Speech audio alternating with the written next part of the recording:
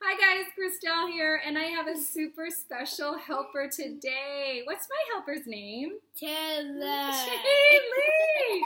We are going to have so much fun making this Owie Spray. It's easy, right, Taylor? I bet you already know the recipe. I already know the recipe. So what kinds of things would I need? By the way, we heard about Melaleuca earlier today. It is a powerhouse in terms of cleansing. But Taylor, what kinds of things in our household would we need an Owie Spray for? We need to put some Melaleuca in. Well, but why would we need it? Oh. What do we do Owie Spray for?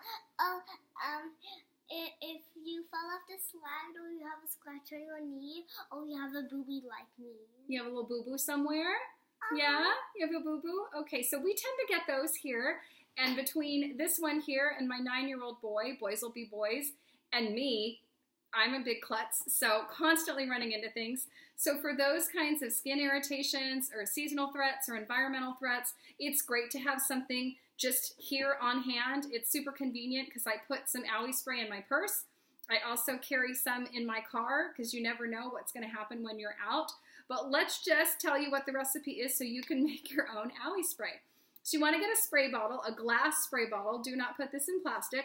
And all you're going to do is take 15 drops of your Melaleuca, powerhouse we learned about, and then 15 drops of lavender, and then 15 drops of frankincense. Take those three in your spray bottle, followed by some fractionated coconut oil on top, and then you just shake it up a little bit, and then you're ready to go, okay? So you put it right directly on whatever your irritation is, and that's just gonna help soothe and calm that area. I've also done a little shortcut and put it into a roller ball before, where that's just one of these.